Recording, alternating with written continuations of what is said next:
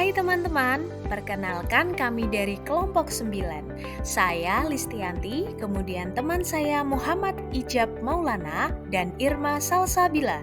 Pada kesempatan kali ini, kami akan membahas materi mengenai pembangunan berkelanjutan Sustainable Development Goals atau SDGs untuk memenuhi tugas mata kuliah pendidikan berkelanjutan berbasis konservasi dan teknologi matematika PPG Prajabatan Gelombang 2 tahun 2023.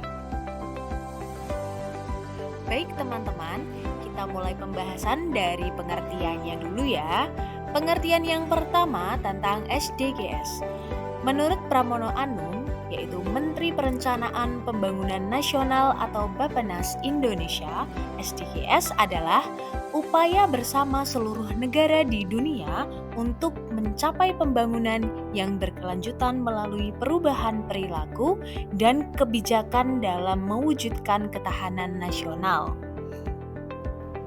Selanjutnya, menurut Jeffrey Sachs, yaitu ekonom dan pengarang, SDGs adalah rencana ambisius dan transformatif untuk menangani tantangan utama abad ke-21, termasuk kemiskinan ekstrim, kelaparan, ketidaksetaraan, dan ketidakberlanjutan lingkungan.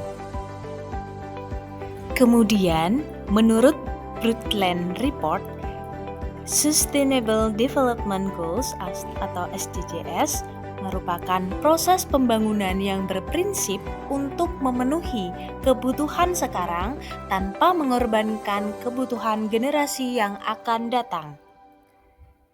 Selain itu, masih ada lagi loh pengertian SDGs yang lain.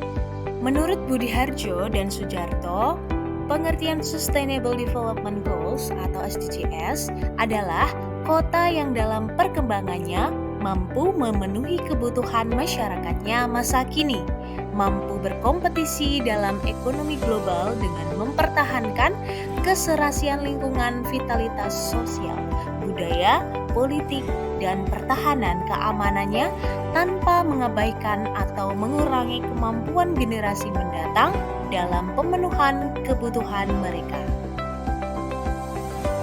Selanjutnya, menurut Perserikatan Bangsa-Bangsa, tujuan pembangunan berkelanjutan atau Sustainable Development Goals (SDGs) adalah rencana kolektif global untuk mengakhiri kemiskinan ekstrim, mengurangi ketidaksetaraan, dan melindungi planet ini pada tahun 2030.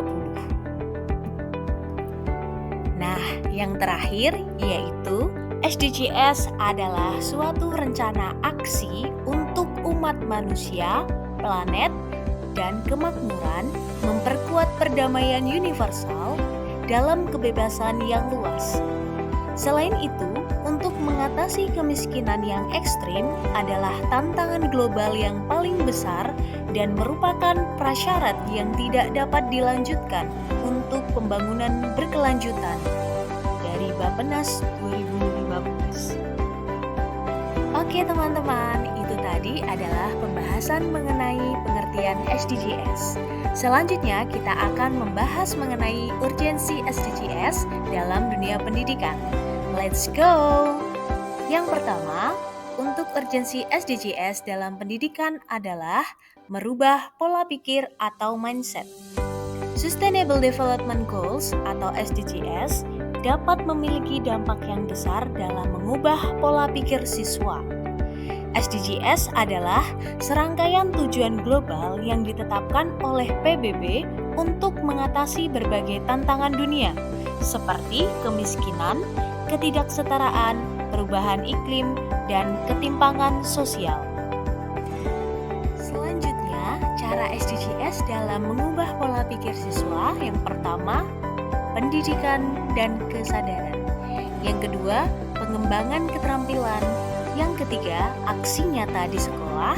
Yang keempat, pemberdayaan siswa. Dan yang kelima adalah kolaborasi dan pemahaman yang luas. Yang kedua adalah aspek kesejahteraan masyarakat yang meliputi 1. Akses yang merata. 2. kedua, peningkatan kualitas pendidikan. Yang ketiga, pendidikan inklusif dan kesetaraan.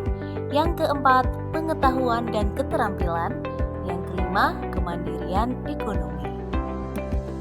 Yang ketiga adalah sarana dan prasarana yang kurang mendukung. Terdapat hubungan penting antara sarana dan prasarana dengan pembelajaran. Proses pembelajaran yang tidak menggunakan sarana dan prasarana yang baik akan berdampak kurang baik untuk proses belajar, karena dapat mengakibatkan proses belajar siswa menjadi kurang bermakna. Yang keempat adalah keterampilan untuk menghadapi perkembangan zaman. SDGs menganjurkan pendidikan yang membekali individu dengan keterampilan-keterampilan yang dibutuhkan untuk menghadapi tantangan di setiap zaman. Pada abad ke-21, perubahan teknologi yang cepat, globalisasi, dan kompleksitas masalah global mengharuskan individu untuk terus belajar dan berkembang sepanjang hidup mereka. Yang kelima adalah angka kelulusan sekolah menengah untuk anak perempuan dan anak laki-laki. Angka kelulusan sekolah menengah jauh lebih sulit untuk dibandingkan antar negara karena struktur sekolah yang sangat bervariasi dan adanya perbedaan kelompok umur. Angka kelulusan sekolah menengah hanya dapat dihitung pada level nasional dengan mengacu pada jumlah tahun sekolah di negara tersebut. Angka kelulusan sekolah menengah tidak dengan mudah dibandingkan antar negara. Yang terakhir yaitu persentase anak perempuan dan anak laki-laki yang memperoleh keterampilan dan nilai-nilai yang diperlukan untuk kewarganegaraan global dan pembangunan berkesinambungan, yaitu tolak ukur nasional untuk dikembangkan pada akhir sekolah menengah pertama. Indikator ini mengukur persentase anak-anak yang memperoleh keterampilan dan nilai-nilai yang diperlukan bagi mereka untuk menjadi warga dunia produktif.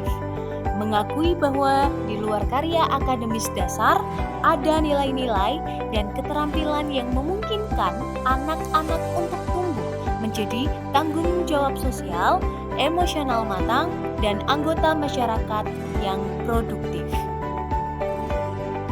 Oke teman-teman, itu tadi adalah hasil diskusi dari kelompok kami.